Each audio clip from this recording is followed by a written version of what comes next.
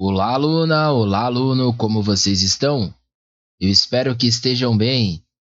Sejam muito bem-vindos a mais uma aula do nosso curso de Modelagem de Dados UML, trazendo a vocês a partir desta aula a inicialização de um novo módulo, um novo diagrama, o diagrama de visão geral de interação. Este diagrama ele também é pertencente ao grupo de diagramas comportamentais e também pertencente ao subgrupo dos diagramas de interações, assim como o diagrama que nós estudamos no módulo anterior, beleza? Bom, assim como vocês estão acostumados e eu venho repetindo à medida em que a gente entra no termo teórico, nós de novo vamos estudar primeiramente a parte contextual, a parte teórica, para que então possamos colocar em prática a quatro mãos as atividades pertinentes a este tipo de diagrama, beleza? Bom, primeiro de tudo, o que o diagrama de visão geral de interação tem de benefício ou tem de importância dentro da modelagem de dados? Primeiro de tudo é que este diagrama aqui, ele é um dos poucos que é chamado de diagrama híbrido. Por quê? Porque este diagrama, ele nada mais é do que a combinação do diagrama de atividades com o diagrama de sequência, ou seja, a junção de ambos. Então, ele combina a perspectiva de alto nível do diagrama de atividades e a visão de interação detalhada do diagrama de sequência. Beleza? Essa combinação ela acaba oferecendo uma representação diferenciada do fluxo operacional de um sistema. Por quê? Que acaba abrangendo atividades sequenciais e simultâneas e tornando-as especialmente valiosas em contextos complexos de engenharia de software, que é o que nós visualizamos no curso, mas também em design de sistemas, beleza? Então, este diagrama ele muitas vezes é utilizado quando precisamos, por um acaso, fazer o diagrama de atividades, ou muitas vezes o diagrama de sequência, ou até em ocasiões fazer ambos, se dá a troca para fazer o diagrama de visão geral de interação. Porque este diagrama aqui, ele tem uma objetividade maior, ele tem um mapeamento e um detalhamento maior, e nós vamos ver ao decorrer da aula. Bom, para quem não sabe, o diagrama de visão geral de interação, ele surgiu com base da melhoria da modelagem de dados, ou seja, a partir da UML 2.0. Ao decorrer do curso, nós vimos dentro da ferramenta no qual nós usamos aqui para fazer as diagramações, que nós temos o menu normal, o menu UML, e nós temos também o menu UML 2.0. E nós vimos que no menu UML 2.0 existem elementos diferentes, às vezes elementos até mais complexos e mais completos do que os elementos de UML comum, beleza? Então, da mesma maneira que existem aqueles elementos de UML 2.0, foram criados novos elementos, também foram criados novos diagramas que abrangem a junção desses elementos, beleza? E este diagrama aqui em específico, ele deu um avanço significativo no campo da engenharia de software. Por quê? A evolução ela reflete o esforço contínuo de abordar as complexidades e as naturezas multifacetadas dos sistemas de softwares modernos. Então, à medida em que a tecnologia ela vai evoluindo, os mapeamentos, as formas no qual nós podemos desenhar ou descrever, também precisa ter uma evolução. Não dá para nós ficarmos também no tempo das cavernas, tá? Então, por isso que existe essa evolução dentro da modelagem também. Esses diagramas eles têm sido fundamentais para preencher a lacuna entre o fluxo do processo de alto nível e a modelagem detalhada da interação, oferecendo uma abordagem mais integrada ao projeto do sistema. Então, este diagrama ele tem como principal função o preenchimento desta lacuna, desta brecha, tá bom? Que é a relação do processo de alto nível com a modelagem detalhada da interação, tá bom? E assim como vocês já estão acostumados a saber antes da prática sobre os elementos, as formas que são utilizadas do diagrama, eu vou passar para vocês aqui também. Para este caso em específico, eu infelizmente não achei imagens que eu pudesse estar utilizando para a representatividade desses textos, mas conforme nós formos fazendo na prática, eu vou mencionando ou eu vou voltando aqui no slide para fazer junção dessas ocasiões, tá? Junção do que é o elemento e o que ele faz, assim como eu já fiz em algumas outras aulas, alguns outros módulos lá no início do curso. Beleza? Bom, então, os primeiros elementos que nós temos que são julgados como principais para este tipo de diagrama são os nós e as arestas, beleza?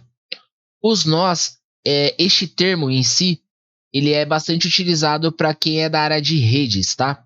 Então, quem mexe bastante com infraestrutura, quem é engenheiro ou arquiteto de rede, ouve falar bastante em nó. O que é o nó? O nó nada mais é do que a junção, ou a conexão, ou a ponte de ligação entre uma parte e outra, entre uma ponta e outra, tá? Então, o nó aqui dentro deste tipo de diagrama também tem esta determinada relação. Então, o nó, ele serve para fazer ligações, tá bom? Então, existem nós que são relacionados a atividades, existem nós que são relacionados a interações, existem nós que são relacionados a decisões e existem nós que são relacionados a fusões, beleza? E esses nós, geralmente, nós utilizamos para fazer as interconexões das arestas, tá bom? Estas arestas, basicamente, nós teremos apenas nesse diagrama. Então, nos diagramas anteriores, nós acabamos não visualizando o que é, nem como faz ou por que ela existe. Então, vamos lá. Os nós e arestas, num termo geral, ou utilização dos dois em conjunto, eles têm a função de fazer um mapeamento coletivo e sequência do fluxo de atividades e decisões ou também das interações dentro do sistema, tá bom? Então, sempre que eu tiver arestas, eu vou precisar ter nós para fazer as interconexões entre elas, beleza? A precisão na representação de diferentes tipos de nós permite uma compreensão aprofundada da funcionalidade e do fluxo de sistemas. Então, aqui já é dito que nós precisamos prestar bastante atenção e entender bastante e colocar detalhes e profundidade em específico para termos uma melhor compreensão dependendo da ocasião, beleza? Nós temos também outros elementos que são controles de fluxos e dados, beleza? A inclusão de elementos de controle de fluxos e dados neste diagrama é vital. Por quê? Descrevem como os dados e os sinais de controle navegam pelo sistema, fornecendo informações sobre as interações e dependências entre os diferentes componentes de sistema. Esse nível de detalhe é fundamental para identificar possíveis gargalos, otimizar o desempenho do sistema e garantir uma operação sem interrupções, tá bom? Então, o controle de fluxo e dados nada mais é ter o controle de direcionamento de tráfego, quem está enviando, ou seja, quem é o emissor, quem está recebendo, ou seja, quem é o receptor, por qual meio esta comunicação está acontecendo, qual que é a carga de dados que está sendo enviada, se está havendo gargalo entrando em fio ou não. Tudo isso nós conseguimos ver através desse tipo de diagrama, utilizando os elementos de controle de fluxo e dados, tá bom? Temos também elementos de fragmentos de interação e referências, ou seja, fragmentos de interação e as referências nos diagramas de visão geral permitem examinar em detalhes sequências específicas dentro de um fluxo mais amplo. Então, eu consigo pegar aqui o que não está tão detalhado e trazer de uma forma mais granular, por exemplo. Esses elementos podem representar cenários complexos como caminhos alternativos, loops e atividades simultâneas, e também obtém uma visão granular das interações do sistema. Este detalhe particularmente é importante na identificação e análise dos caminhos críticos e das interações que definem o comportamento do sistema. Então, eu preciso ter esses fragmentos de interações e referências para mim saber o que está conversando com o que, ou o que está integrado com o que, e assim sucessivamente.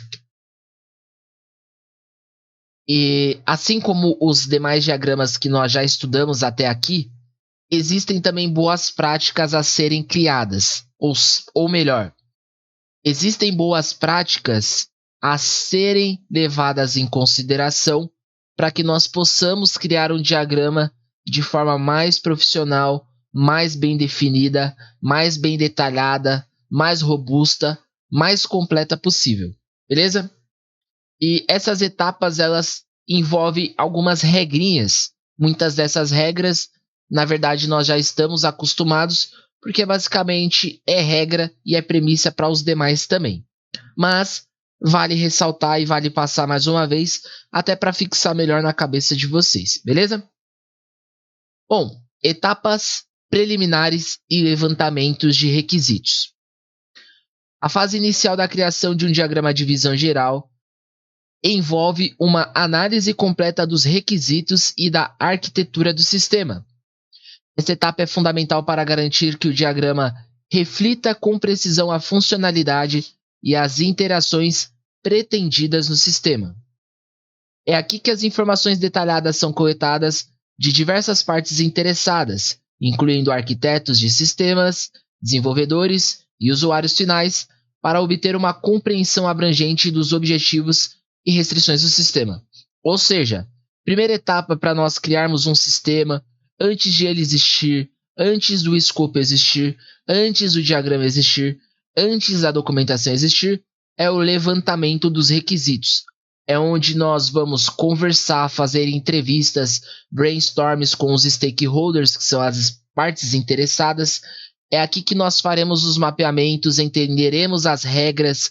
É aqui que nós saberemos quais as tecnologias vão ser utilizadas, quais vai ser os tipos de implementações, como que vai ser a arquitetura, como que vai ser a infraestrutura. Então, tudo isso é interessante e é importante ter mapeado na hora de desenhar este tipo de diagrama, beleza?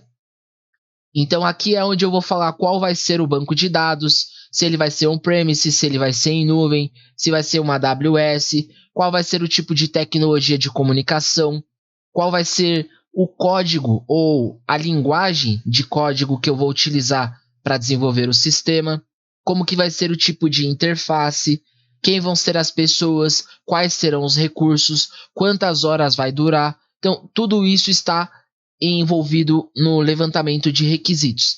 E esta etapa ela é fundamental não só para este diagrama, mas para todo o projeto de software no contexto geral, beleza? E aí nós temos aqui um primeiro tópico que é a identificação e definição dos principais componentes. Então, comece fazendo a identificação das principais interações, atividades e pontos de decisões no sistema. Divida processos complexos em partes simples e defina claramente cada interação usando os símbolos UML padronizados, ou seja, faça a utilização das opções de elementos de UML da forma que deve ser, ou seja, utilize cada elemento com cada objetivo na sua devida ocasião, no seu devido lugar e na sua devida importância. Não faça algo escrachado e queira utilizar um elemento que não tem nada a ver para uma outra determinada funcionalidade ou para uma outra determinada objetividade, beleza? Segundo ponto, esboce o fluxo preliminar, aqui é o famoso papel de pão, tá bom? Faça um mapeamento preliminar para ilustrar a sequência de eventos e interações. Inclua as nós condicionais e loops para representar aspectos dinâmicos, como processamento condicional ou sequências repetitivas. Então aqui é onde você vai começar a fazer os direcionamentos e fazer divisões dos caminhos, tá? Então é onde você vai começar a criar as condições, pelo menos as básicas, as mais importantes. Terceiro, Revise, refine e solicite feedback. Depois de criar o diagrama inicial, revise os dados para certificar-se da precisão e integridade. Compartilhe o seu diagrama com os stakeholders e membros do time para obter feedback e refiná-lo com base nas informações recebidas. Então aqui, galera, não só para quem é de modelagem de dados ou para quem é analista de requisitos, mas para qualquer pessoa em qualquer trabalho, independente se você é da área do TI ou não, tá bom? Tudo que nós fazemos com constância, tudo que nós fazemos que vira hábito ou que vira rotina, acaba ficando no automático. Por muitas vezes nós acabamos esquecendo, porque nós já estamos acostumados com determinados padrões. E por muitas vezes acaba esquecendo de acrescentar ou de incluir determinados detalhes. E é importante sempre dar ou sempre solicitar um feedback de pessoas que tenham um conhecimento pelo menos superficial daquilo que você faz. Porque sempre um segundo, um terceiro olhar vai mostrar a você o que está faltando, ou o que precisa ser melhorado, ou talvez o que precise ser acrescentado, tá bom? Então aqui é importante sempre você compartilhar e fazer um refinamento com os stakeholders, que são as partes interessadas. Então mostre isso ao seu time, se eles acharem legal, mostre também às pessoas que são participantes do projeto, os donos do projeto, aos usuários principalmente, que são aqueles que mais vão utilizar o produto, e eles também por muitas vezes vão saber e vão falar quais vão ser as melhores regras cabíveis para aquelas situações. Então é bem importante, beleza? Tópico número 4, finalize e documente. Finalize o diagrama com foco na clareza e precisão. Agregue documentos e anotações para fornecer contextos e explicar interações ou decisões complexas. Então aqui a parte de finalização não envolve só a parte da diagramação, o desenho de UML em si, mas a documentação como um todo. Então existe um manual do usuário, existe uma documentação mais técnica, que esta, por exemplo, seria utilizada para os times de TI. Muitas vezes iam pesquisar uma API, o funcionamento, como que seria uma autenticação, documentação relacionada à infraestrutura, quais são as portas de IPs, quais são as criptografias, se vai ter acesso via VPN ou não, por onde isso vai estar acessado, onde vai estar armazenado, como que está a arquitetura do banco, qual que é a infraestrutura num todo. Então, a documentação, ela basicamente não só faz parte da diagramação ML, do desenho, mas envolve muito texto. Então, é sempre bom você ter ambos, tá bom? E a nossa quinta etapa, ou o nosso quinto tópico, atualização regular, tá bom? Mantenha o diagrama atualizado para refletir quaisquer alterações no sistema. Assim, ele continua sendo útil como ferramenta de compreensão e comunicação. Aqui, mais uma vez, a atualização não se dá só à diagramação ML, mas também todas as documentações que vocês tiverem, que houver a necessidade de mudança, de atualização, tá bom?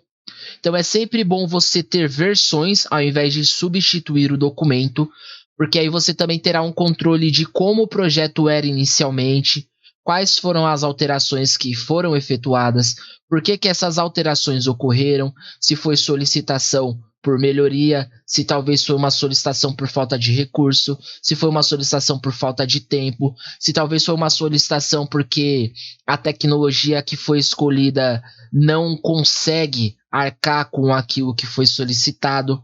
E essas versões, né, os versionamentos das documentações vão ser importantes lá na frente também, para quando, se por um acaso o usuário questionar sobre valor ou funcionalidade que não tem no sistema, você ter mapeado e conseguir dizer para ele o porquê que aquilo não foi inserido, qual foi a dificuldade, qual que foi o impacto, quem foi a pessoa que deu aval para aquilo não ir para o sistema, para aquilo não ir em produção. E é importante você ter essas documentações, esses versionamentos, tanto em texto quanto em desenho, beleza? Bom, e aí aqui nós temos conceitos avançados para o tipo de diagrama de visão geral de interação. coloquei este primeiro que eu não identifico como um conceito avançado, que é relacionado a nós condicionais e de looping, tá? Os nós condicionais ou os loopings, nós já vimos isso em todos os outros diagramas anteriores. Nós sabemos que o sistema, por mais básico que seja, por mais superficial que seja, sempre vai haver essas etapas. Então eu não considero isso daqui como algo complexo, porém depende da ocasião. Tem condicionais ou loops que literalmente vão haver complexidades, mas não vem ao caso por enquanto, né? Porque eu posso usar condicionais e loopings de forma bem superficial para coisas básicas. Por exemplo, para saber se o usuário ele possui cadastro ou não, ele possui login ou não na ferramenta.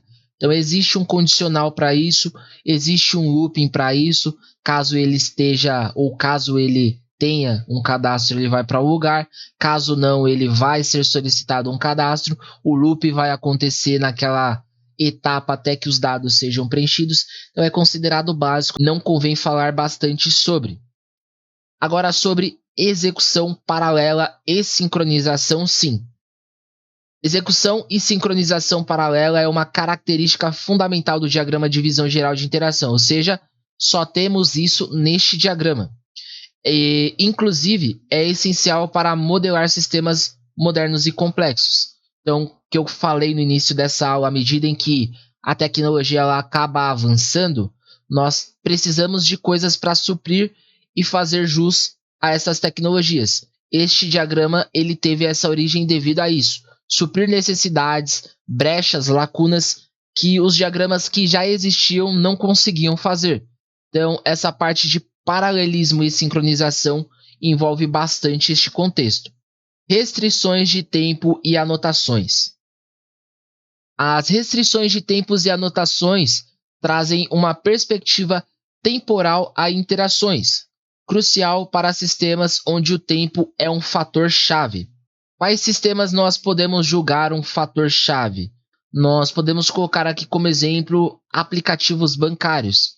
Então, nós sempre precisamos falar sobre sessões, sobre tempos de login e se, por um acaso, o celular ele ficar aberto por muito tempo, desbloqueado ou com o aplicativo aberto por muito tempo, obviamente há um determinado risco de roubo, transferência e etc. Então, existe aqui uma determinada regra que é sobre o tempo de sessão. Então, quanto tempo um usuário ele fica logado sem que a ferramenta esteja sendo utilizada, né? Então, há uma identificação. Então, a cada 10 minutos, se o usuário não utilizou durante aquele período, vou fazer uma forçada de logoff, ou seja, eu vou derrubar o usuário automaticamente. Então, isso daqui é bem importante e também faz jus a esse tipo de diagrama, tá bom? Bom, pessoal, o que eu poderia passar para vocês relacionados a este diagrama, diagrama de visão geral de interação, é isso. Como eu mencionei no início da aula, infelizmente eu acabei não achando imagens que pudessem condizer com o que eu acrescentei em texto para vocês.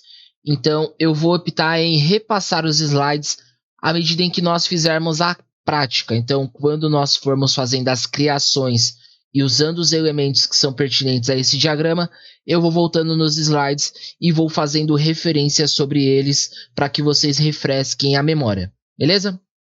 Eu não vou me estender tanto, afinal a aula teórica já é um pouco maçante, um pouco cansativa. Inclusive eu passei até um pouco do previsto. Então eu vou me despedindo por aqui.